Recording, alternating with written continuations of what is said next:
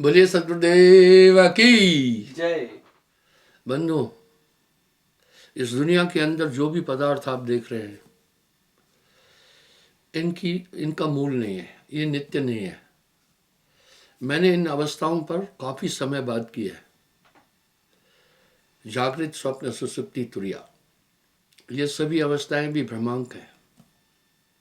पर इन अवस्थाओं में पहुंच करके वो सभी चीजें सत्य लगती है और नित्य लगती है। जैसे आप नींद में चले जाते हैं तो निद्रावस्था की सभी चीजें आपको नित्य लग रही है। वास्तविकता यह है, वो नित्य नहीं है। लेकिन जब तक आप नींद में हैं उतनी देर वो नित्य लगती है। जब आप जाग जाते हैं तब वो आपको भ्रमांक और अनित्य लगती है। जो वर्तमान में आप चेतन अवस्था में देख रहे हैं, ये सब कोशिकाओं का खेल है। ये नित्य नहीं है। ये भी स्वप्न अवस्था की तरह है, पर इसमें चेतना स्वप्न अवस्था से ज्यादा है, 16 गुना। भाई देखिए, आप स्वप्न में भी तो पहचानते हैं, माँ मिली, बाप मिला, भाई मिला, दुश्मन मिला, पहचानते हैं। कुछ न कुछ चेतना तो उसमें भी है, पर वो भ्रमांक चेतना है और ये पूरा खेल कोशिकाओं का है। इसी तरह वर्तमान में जब आप बैठे अभी है, होता क्या है, जब आप निद्रावस्था में जाते हैं तो आपकी कंप्लीट कंसंट्रेशन कंठ के बाईं तरफ आ जाता है। यहाँ एक रोम से भी बारीक कोशिका है, उसमें आदमी चला जाता है, पर ये कोई जान नहीं पाता है। लेकिन जो नींद को जानते हैं वो नींद का द्वार बंद कर देते हैं। इसमें प्रांगत लक्ष्मण भी थे, अर्जुन भी थे, निद्राजीत थे। तो वो कोशिकाएं जब काम करती है, कोशिकाओं का पूरा खेल है और कोशिकाएं माया भी है। इसमें जो भी आप चीज़ें देख रहे हैं ये सिर्फ सेल का खेल है और ये पंचभौतिक शरीर है, इसमें सभी काम ही कोशिकाओं का है। और चेतन अवस्था में हमारी कोशिकाएं मस्तिष्क में आ जाती है, इस आज्ञा चक्र में आती है। उस समय अभी भी जो कुछ आप देखते हैं ये भी स्वप्न है, पर जब तक ये कोशिकाएं एक्टिव है सही लगेगी। नानक देव जी ऐसे ही नहीं कह रहे, जो सुपना पेखना जग रचना तिम जान, इनमें कुछ साचो नहीं नानक साची मान। अब आप योगी लोग योग करके तुरीयावस्था में पहुंच जाते हैं। जब तुरीयावस्था में पहुंच जाते हैं तो रिद्धि सिद्धियां भी प्राप्त हो जाती है और अहंकार भी प्राप्त हो जाता है। तभी साहब कह रहे हैं योग किए गत मुक्त न हुई। और वो कोशिकाएं आज्ञा चक्र की है। जब ये कोशिकाएं जाग जाती है तो आदमी को अभी से 1000 गुना ज्यादा ज्ञान शक्ति आ जाती है, यहां तक कि वो भविष्य भी देखता है। कभी कभी आम आदमी किसी सिद्ध तांत्रिक के पास जाकर पूछता है कि ये कार्य करूं, इसमें मुझे सफलता मिलेगी या नहीं। इसी तरह उस अवस्था में पहुंचकर ये चेतन अवस्था भी भ्रमांक लगती है, ये भी सपना लगती है। मात्र कोशिकाओं का खेल है। आप देखें, डॉक्टर जब किसी का मेजर ऑपरेशन करते हैं तो शून्य अवस्था में ले जाते हैं। इसका मतलब उन्होंने ऐसी दवा छोड़ी जो कोशिकाओं को जाग करके दवा दी। आप एक बात का हमेशा ध्यान रखिएगा, ऑपरेशन कोई लड्डू और मजे की चीज नहीं है। जो भी बेहोशी में ऑपरेशन कराता है उसका एक साइड इफेक्ट लाइफ भर रहेगा। कुछ बातें भूलने लगेंगे आप। वजह, जो कोशिकाएं उस इंजेक्शन से शांत की गई थी, वो कोशिकाएं पुनः जाग तो जाती हैं लेकिन उस स्तर तक नहीं पहुंच पाती है जहां तक नेचुरल थी, क्योंकि अवरोध आ गया उनमें, उनके अंदर अवरोध आ गया। उस अवरोध के कारण उनकी क्षमता उतनी नहीं रही। फिर उदाहरण के लिए आपके हाथ की कोशिकाएं दब चुकी काफी समय, बाद में हाथ काम करता है लेकिन जो पूर्वक्त आपकी क्षमता थी वो नहीं रहती है। इस तरह कोशिकाओं का खेल है। जब इसलिए योगी लोग तुरीयावस्था में पहुंचते हैं, वो आज्ञा चक्र की कोशिकाओं को जगह देते हैं और उसके बाद महायोगी आदि ये तुरीयातीत अवस्था को प्राप्त हो जाते हैं। उस समय सहस्त्रसार में जाकर के पूरा कंसंट्रेशन रुकता है।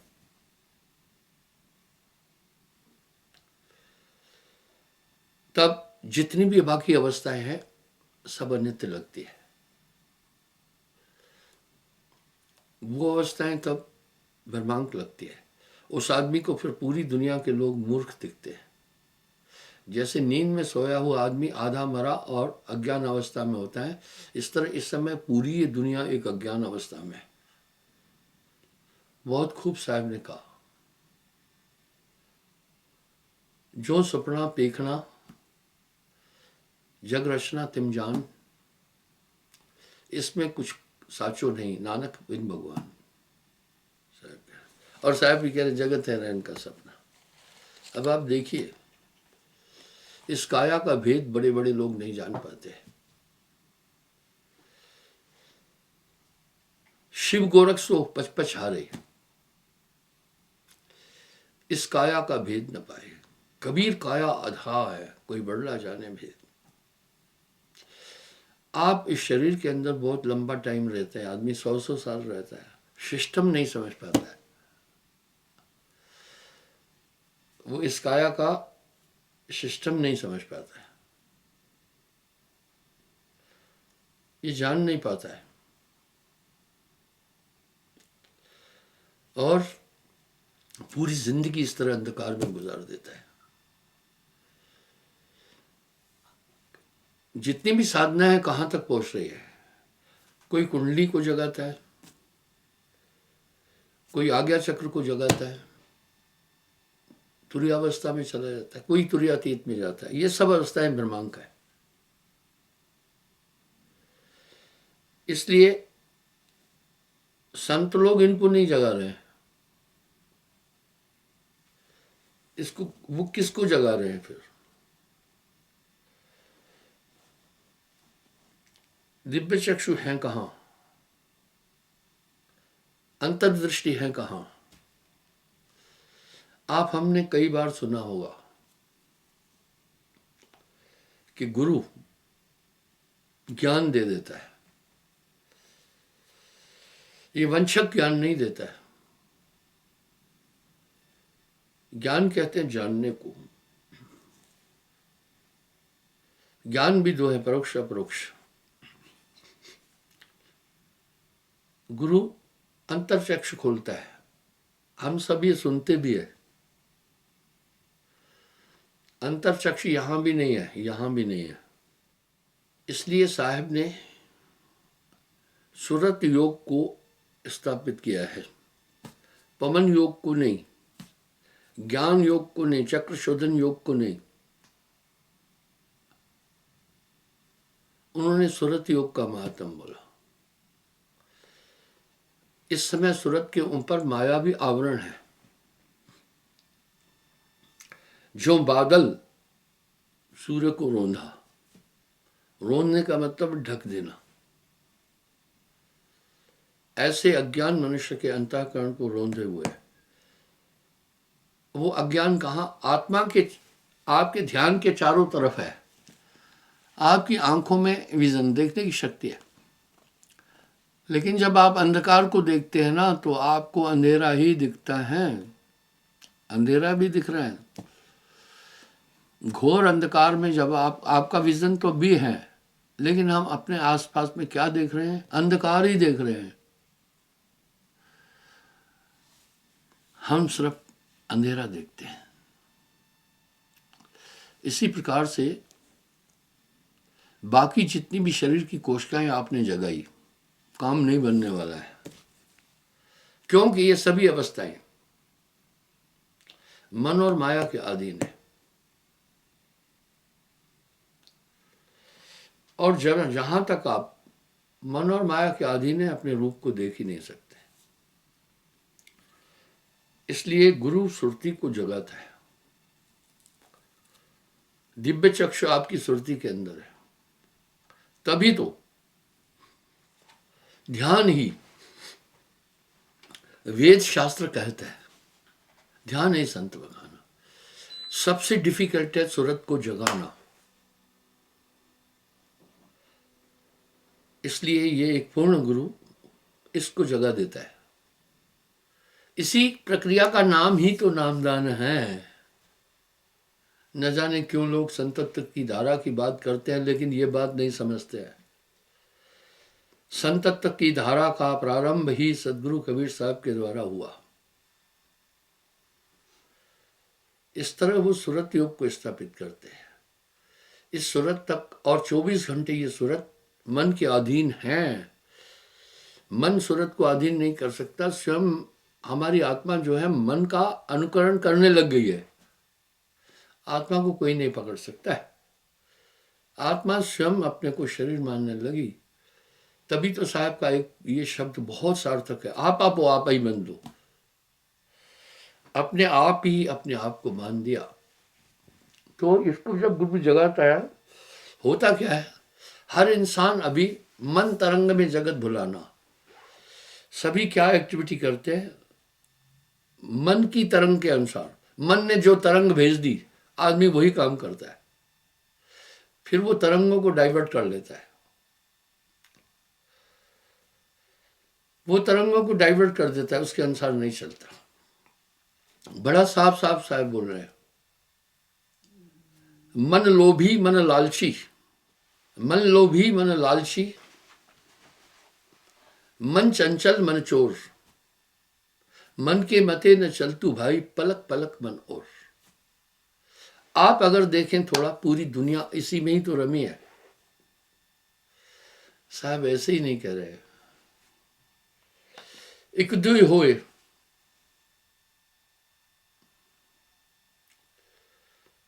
एक दुई होए ताहे समझाऊं,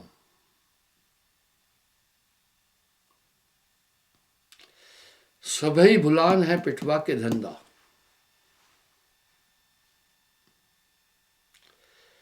कहे कबीर मैं किस किस को समझाऊं, सब जग अंधा। कह रहे हैं भाई किस किस को समझाऊं, सब जग अंधा। ये पूरी दुनिया उसी रवायत से जी रही है और शुरू से सिखाया यही जा रहा है। नन्हा सा बालक आता है, उसको बड़ा कौतुक होता है संसार के लिए। जब वो पूछता है तो हम सब उनको यही मायावी चीजें सिखाते हैं।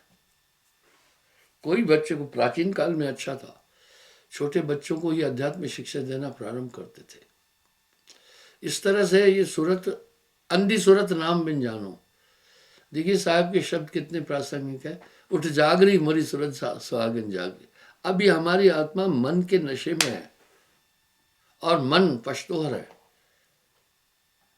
मन आत्मा को कहाँ ले जाएगा, जगत के पदार्थों की तरफ ही तो खींचेगा, संसार के पदार्थों की तरफ ले जाएगा। सबको देखिए ये रवायत है।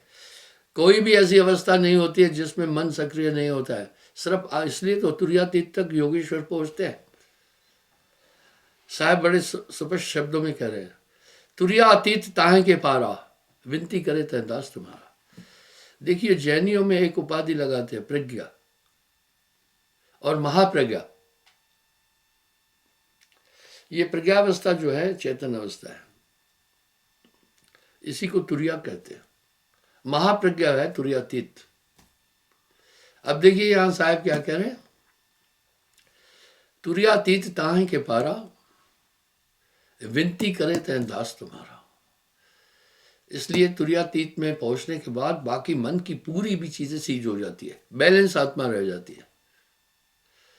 सिर्फ 6 योगेश्वरी तुर्यातीत में पहुंचे हैं, ओनली 6, वो योगेश्वर कहलाते हैं। वासुदेव कृष्ण जी, दत्तात्रेय, सुखदेव और शिव जी।